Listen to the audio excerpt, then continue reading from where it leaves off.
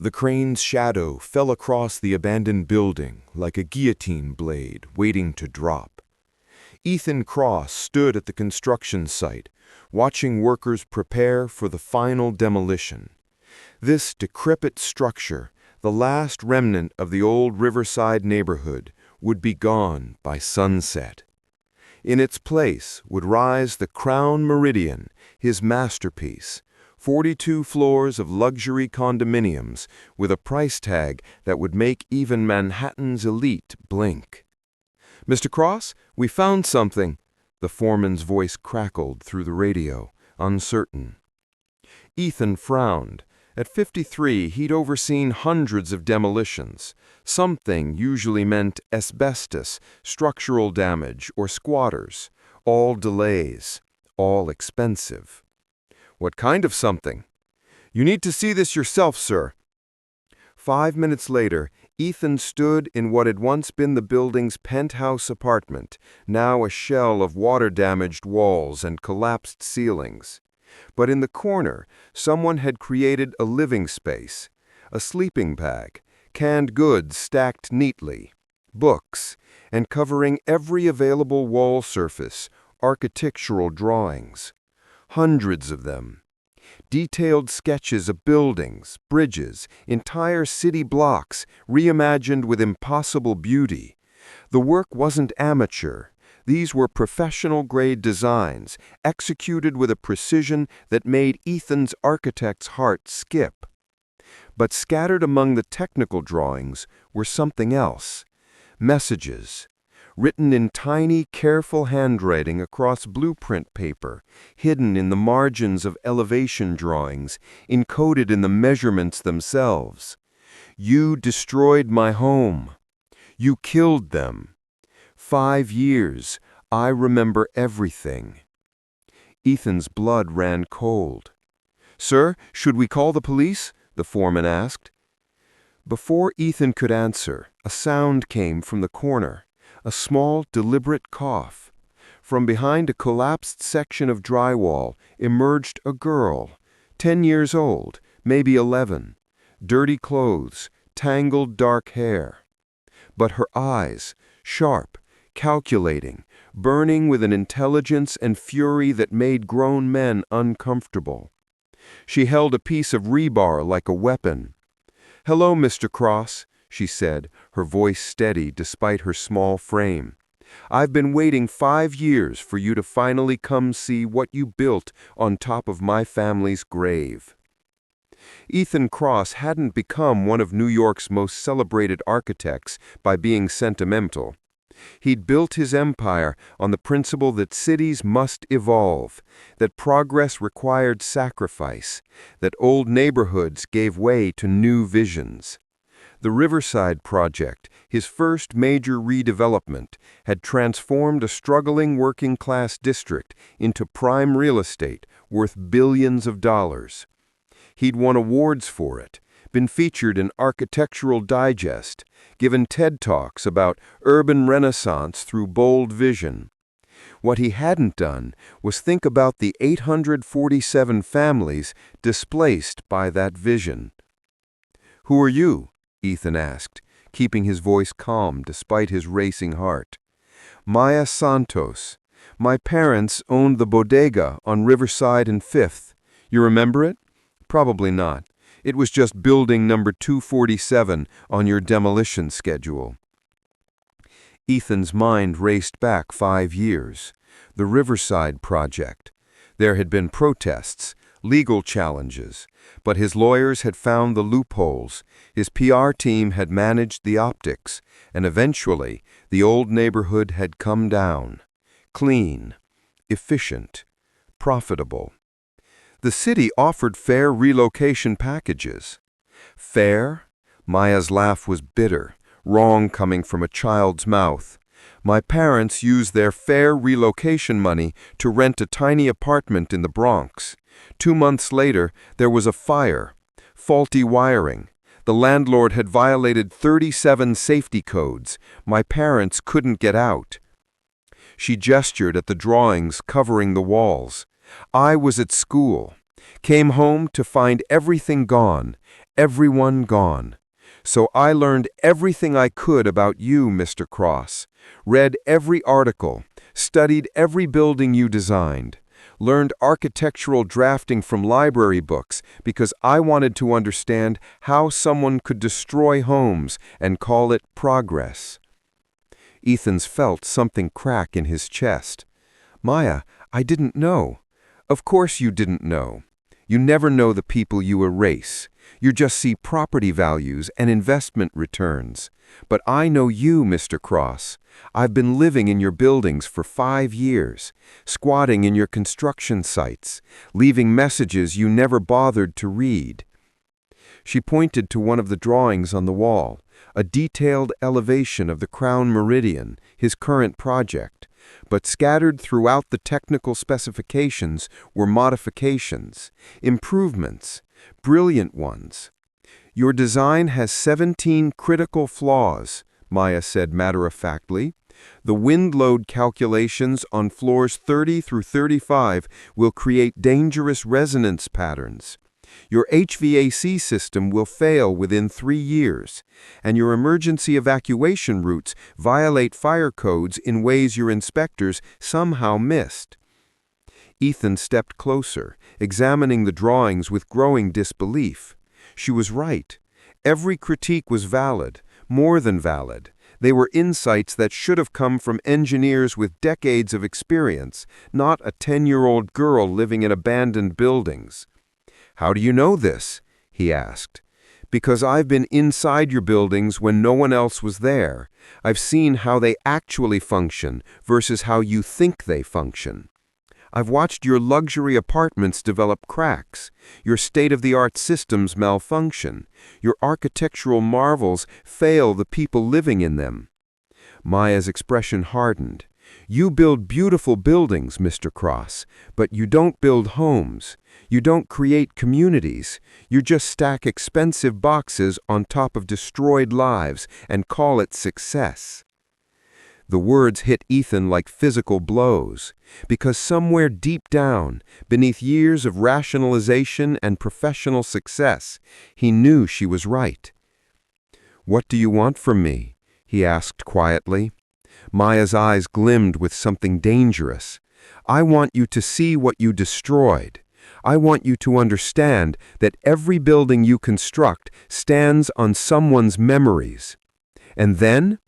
She pulled out a thick folder of drawings, designs more detailed, more beautiful than anything Ethan had ever created. "I've been working on this for 3 years," Maya explained, spreading drawings across the dusty floor. "Every time you destroyed another neighborhood, I studied what you replaced it with. Then I designed what you should have built instead." Ethan knelt beside the drawings, his professional pride warring with growing shame. "Maya, these designs are extraordinary. How did you learn?" "YouTube, library books, MIT's open courseware. I've taken every free online architecture class I could find." She looked at him with eyes far too old for her age. "Turns out, when you don't have a home, you have a lot of time to learn about building them." "Where have you been living?" The question came out before Ethan could stop it. "Your construction sites mostly, sometimes shelters, but they always try to put me in foster care. I move around, stay invisible. I'm good at invisible." Ethan's phone buzzed, his assistant probably wondering where he was. He ignored it. "The messages in your drawings, you wanted me to find them?" "I wanted someone to find them, to care enough to look past the surface and see what's actually there." Maya's voice cracked slightly. "For 5 years, I've been screaming in the only language you people understand, architectural plans and building codes, but nobody heard me. Nobody looked." "I'm looking now." "Are you? Or are you going to call security, have me removed, demolish this building tomorrow, and forget this conversation ever happened?" Ethan looked around the abandoned apartment, at this child's makeshift home, at the genius-level architectural work covering the walls, and at the manifestation of grief and talent and desperate hope for recognition. His phone buzzed again. The demolition was scheduled for 6 p.m., 3 hours from now. He had a choice. The smart choice, the professional choice, was exactly what Maya predicted. Call social services, get her proper help, proceed with the project, maybe set up a scholarship fund to ease his conscience. But as Ethan studied Maya's drawings, he saw something that terrified him. They were better than his, more innovative, more humane, more everything. This child, living in ruins, had created architecture that would define the future, while he'd been stacking expensive boxes on top of destroyed lives. "Show me everything," he said, making a decision that would cost him millions and save something far more valuable. "Why?" Maya's suspicious expression flickered. Maya's expression was impossibly wise for a 13-year-old. "You can't make up for it, Mr. Cross. My parents are still dead. My childhood is still gone. But you can make sure their deaths meant something, that the neighborhood they loved is remembered, that other families don't lose what I lost." She pulled out a folder, one she'd been working on secretly for weeks. "I want to start a foundation, the Santos Cross Foundation for Displaced Communities. We'll provide free architectural services to neighborhoods fighting redevelopment, help them design alternatives that preserve community while allowing necessary growth, fight luxury developments that prioritize profit over people." Ethan stared at the detailed proposal she'd prepared, complete with budget projections, mission statements, and long-term goals. "You're 13 years old," he said, awestruck. "I'm 13 years old who's been homeless, orphaned, and invisible for 5 years," Maya corrected. "I know exactly what we need to do. The question is, are you willing to use your privilege and resources to do it?" Ethan looked at this extraordinary child, no, young woman, who'd turned her tragedy into purpose, her trauma into transformation. "Yes," he said, without hesitation. "Whatever you need, I'm in." Maya smiled, a real smile this time, not the careful guardedness he usually saw. "Good, because I've already scheduled meetings with 3 community boards fighting displacement. I told them Ethan Cross, the man who destroyed Riverside, wants to help them save their neighborhoods." "You what?" "You said you're in, Mr. Cross. Time to prove it." The Santos Cross Foundation launched 6 months later with a gala that shocked Manhattan's elite. Ethan had invited not his usual wealthy donors, but the very people he'd displaced over the years. Former Riverside residents mixed with current Upper East Side philanthropists. Small business owners who'd lost everything shared tables with real estate developers worth billions. Maya gave the keynote speech. "My name is Maya Santos. 8 years ago, Ethan Cross demolished my family's home. His redevelopment project displaced 847 families, including mine. 2 months later, my parents died in a fire in the substandard housing they'd been forced into. I was 10 years old." The room fell silent. Ethan watched from the side, his heart pounding. "For 5 years, I lived in Mr. Cross's construction sites. I left messages in architectural drawings, trying to make someone see me, trying to make someone care that real people with real lives were being erased for profit." Maya paused, her voice strengthening.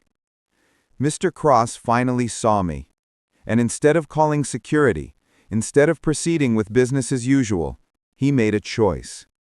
He chose to listen, to learn, to change. Change doesn't erase harm, it doesn't bring back what's lost, but it creates possibility for a different future. Tonight, we launch a foundation dedicated to ensuring no other community suffers what mine did. That architects design for people, not just portfolios. That development means growth, not destruction." The applause was thunderous. Ethan found himself fighting tears. After the speeches, an elderly man approached, one of the former Riverside residents Ethan had interviewed months ago. "Mr. Cross," the man said, extending his hand, "I owned the hardware store on Riverside and 3rd. You probably don't remember. Building number 183. Your store had been in your family for 3 generations. You had to close when you couldn't afford rent in your new location. His eyes widened. You remember? I remember all of you now. I'm just sorry it took me so long. The man studied him for a long moment, then nodded. My grandson is studying architecture at Cooper Union. He's interested in community-focused design. Maybe your foundation could use an intern. We'd be honored. He meant it. As the evening continued, similar conversations repeated. People who'd been hurt by his projects, now cautiously willing to believe in his transformation. Not forgiveness, maybe not ever, but possibility. Maya found him on the balcony later, watching the city lights. You did good tonight, Mr. Cross. You did good, he corrected. This is your vision. I'm just helping make it real. It's our vision now, Maya said. You can't undo the past, but we can build a different future, together. Ethan looked at this remarkable young woman who'd forced him to confront every choice he'd made, every person he'd hurt, and every community he'd destroyed in the name of progress. Thank you, he said softly, for knocking, for not giving up, for believing I could be better.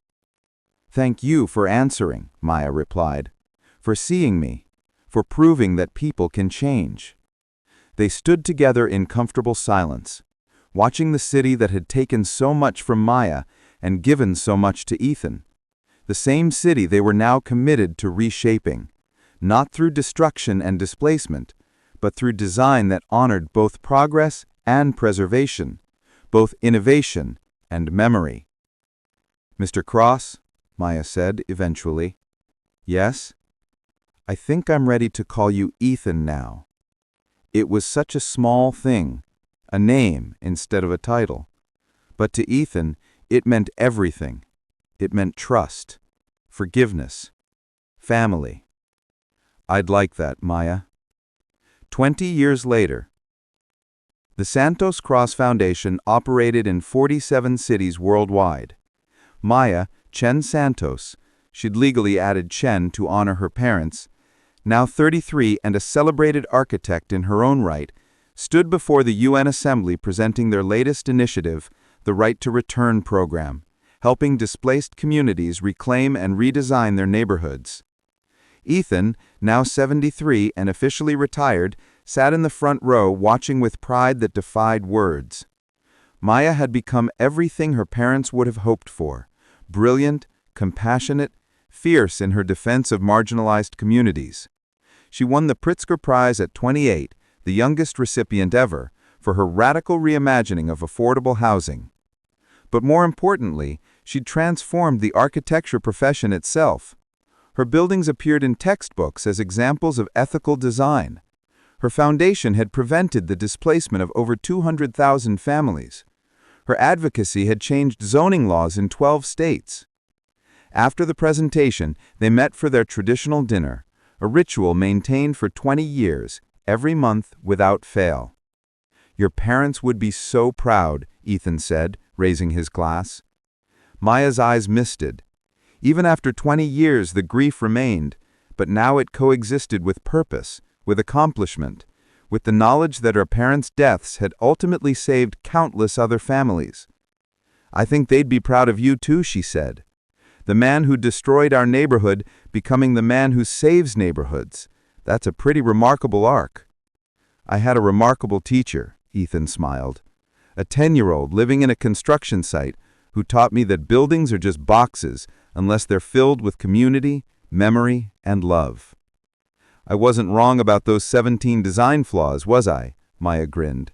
You were absolutely right. You've been right about almost everything. His expression grew serious. Maya, I need to tell you something. What's wrong? Nothing's wrong. Everything's right, actually. He pulled out a folder, blueprints like the ones that had brought them together 20 years ago. I've been working on one final project, a memorial building on the original Riverside site, mixed-use, community-focused, incorporating salvaged elements from every building that was demolished. Maya's breath caught as she studied the drawings. They were beautiful. Ethan's technical mastery, combined with lessons learned from 20 years of Maya's influence. The top floor, Ethan continued, will house the Santos Memorial Archive, preserving the stories, photographs, and memories of everyone displaced by the original development.